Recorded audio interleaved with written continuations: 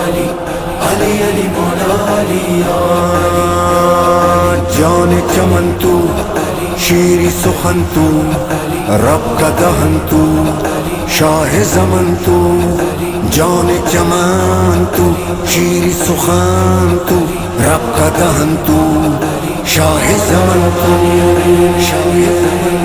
علی علی مولا علی علی علی علی علی مولا علی. ناظرین، شہادت امام حسین رضی اللہ تعالیٰ عنہ کو 1383 برس بیت چکے ہیں۔ ہر محرم کے قریب آتے ہی ایسے لگتا ہے جیسے نبی صلی اللہ علیہ وسلم کے لاڈلے نے آج ہی اسلام کے تحفظ کے لیے رخت سفر باندھا ہے۔ فرزند رسول صلی اللہ علیہ وسلم کی پردرد داستان سن کر آنسو ہیں کہ رکتے ہی نہیں۔ شہدائے کربلا کے خون کی لافانی تاثیر ہے کہ جتنے آنسو آج تک اس واقعے پہ بہائے گئے، اگر ان کو جمع کیا جائے تو آنسوؤں کا سمندر وجود میں آ جائے گا۔ امام حسین رضی اللہ تعالیٰ عنہ کی یاد میں ایک المیہ داستان ہی نہیں، بیمار اقوام کے لیے نسخہ اکسیر بھی ہے۔ شاہوں سے بھی اعلیٰ ہے تیرے در کے گداگر، کرتے ہیں غلامی تیری دنیا کے سکندر، اعلیٰ ہے امیروں سے فقیروں کے مقدر، جنت کے ہیں تاجر تیری دہلیز کے نوکر، نعرہ حیدری مولا، نعرہ خیبری مولا، نعرہ صفدری مولا، نعرہ اور اس داستان کربلا پہ شاعر مشرق نے فرمایا، غریب و سادہ و رنگین ہے داستان حرم، نہایت اس کی حسین ابتدا ہے اسماعیل۔ 10 محرم الحرام کو کربلا کے ریگزاروں پہ نواسہ رسول صلی اللہ علیہ وسلم حضرت امام حسین رضی اللہ تعالیٰ عنہ نے اسی اسلامی خلافت کو ملوکیت میں بدلنے کے خلاف سینہ سپر ہو کر عظیمت کی وہ مثال قائم کی کہ رہتی دنیا تک حق و صداقت، انصاف اور نا انصافی کی واضح تفریق نمایاں ہو گئی۔ خلفائے راشدین نے جس عظیم اسلامی خلافت کو اپنے خون سے سینچا، جب اسے یزید کی نامزدگی اور اس کے حوالے کرنے کی ابتدا ہوئی تو سیدنا امام حسین رضی اللہ تعالیٰ عنہ نے اس کے خلاف بھرپور آواز اٹھائی۔ شیر یزدان ہے مولا، کہتے ہیں نبی اپنا جسے وارث دستار،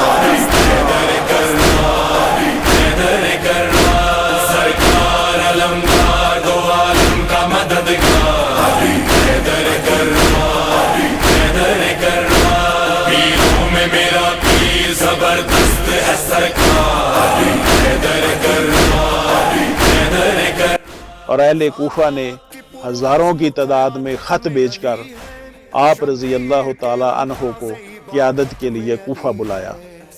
یہی وہ محرم تھا جب 62 ہجری میں امام حسین رضی اللہ تعالی عنہ اپنے ساتھیوں کے ساتھ میدان کربلا پہنچے، مگر اس وقت تک اہل کوفہ کی تلواریں حکمرانوں کی حمایت میں ہو چکی تھی۔ 10 محرم کو خیر و شر کے اس معرکہ میں خلافت کو ملوکیت میں بدلنے کے خلاف آواز بلند کرنے والے اس خیر کے نمائندے کو شر کے پیروکاروں نے نہایت سفاکی سے خاموش کر دیا، مگر وہ ان کے پیغام کو نہ دبا سکے۔ امام علی مقام کے پاکیزہ خون نے عالم اسلام میں ہلچل مچا دی، اور آج تک عشرہ محرم شروع ہوتے ہی ہر طرف سے صدائیں بلند ہوتی ہیں، قتل حسین اصل میں مرگ یزید ہے، اسلام زندہ ہوتا ہے ہر کربلا کے بعد۔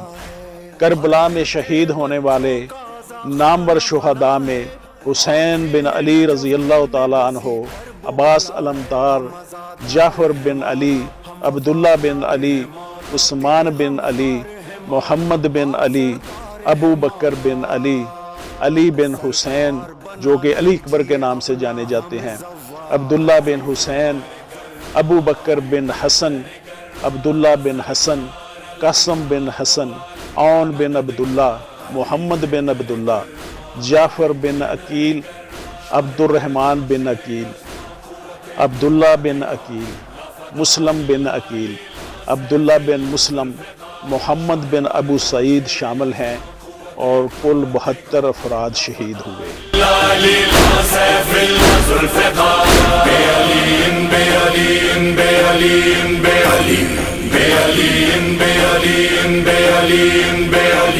میری ہر فکر میں ہر سوچ میں رہتا ہے علی، نور بن کر میری آنکھوں میں چمکتا ہے علی، عشق بن کر میری سانسوں میں سمایا ہے علی، مثل قرآن میرے دل میں دھڑکتا ہے علی، ابر رحمت کی طرح مجھ پہ برستا ہے۔ ایک طرف امام حسین ہے، دوسری طرف 22,000 کا لشکر جرار ہے جو آپ رضی اللہ تعالی عنہ کے قتل کے درپے ہے۔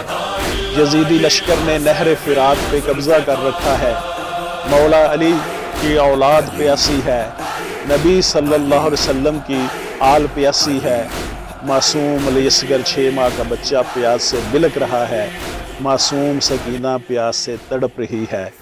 حسین معصوم علی اصغر کو ہاتھوں میں اٹھاتے ہیں اور نہر فرات پہ لے کر جاتے ہیں، اور یزیدی لشکر سے مخاطب ہوتے ہیں کہ تمہارا معاملہ میرے ساتھ ہے، اس 6 ماہ کے بچے نے تمہارا کچھ نہیں بگاڑا۔ چلو میں پانی بھر کر بچے کا حلق سیراب کرنا چاہتے ہیں، ایک دوشاخہ تیر یزیدی لشکر کی طرف سے آتا ہے، معصوم علی اصغر کے گلے کو چیر دیتا ہے۔ راوی لکھتے ہیں کہ وہ عام تیر نہیں تھا، جانوروں کا شکار کرنے والا دوشاخہ تیر تھا۔ وہ تیر گردن کو کاٹ دیتا ہے، خون بہنے لگتا ہے، گردن لٹک جاتی ہے۔ امام حسین رضی اللہ تعالی عنہ علی اصغر کا خون جو ان کے ہاتھوں میں ہے آسمان کی طرف اچھال کر کہتے ہیں، مالک حسین کی یہ قربانی بھی قبول فرما۔ معصوم علی اصغر کو خون میں لت پت لے کر خیموں کی طرف آتے ہیں، خیموں کے قریب رکھ کر کہتے ہیں یہ حوض کوثر سے سیراب ہو کر آیا ہے۔ جب سب شہید ہو چکے، اب حسین ابن علی رضی اللہ تعالیٰ عنہ میدان کارزار میں روانہ ہونے لگتے ہیں۔ بی بی زینب رضی اللہ تعالیٰ عنہ آپ رضی اللہ تعالیٰ عنہ کے گھوڑے پہ آپ کو سوار کراتی ہیں۔ امام حسین رضی اللہ تعالیٰ عنہ حضرت زینب رضی اللہ تعالیٰ عنہ کو صبر کی تلقین فرماتے ہیں اور فرماتے ہیں کہ میرے بعد تم نے اس ذمہ داری کو سنبھالنا ہے۔ علی اکبر میں بھی مولا، آل اطہر میں بھی مولا، ہاں 72 میں بھی مولا، ہے پاک گھرانہ تیرا اسلام کا مہمان۔ سرکار علمدار دو عالم کا مددگار، پیروں میں میرا پیر زبردست ہے سرکار، مولا مولا مولا علی ولی اللہ، مولا مولا مولا علی ولی اللہ۔ سرکار یہ سب آپ کی زوجہ کی دعا ہے۔ گھوڑے کی زین کس کر یزیدی لشکر کی طرف بڑھتے ہیں، خیموں سے سسکیوں کی آوازیں آ رہی ہیں، ان کا تاجدار دشمن کی طرف بڑھ رہا ہے۔ اہتمام حجت کے لیے یزیدی لشکر سے فرماتے ہیں تم لوگ میرے خون کے پیاسے کیوں ہو؟ تم جانتے نہیں میں کون ہوں؟ میں تمہارے نبی صلی اللہ علیہ وسلم کا نواسا ہوں، میں نے کسی کو قتل نہیں کیا، خون ناحق نہیں بہایا، اپنی آخرت کیوں برباد کرتے ہو؟ لیکن ابن زیاد کہتا ہے مقابلے میں آؤ۔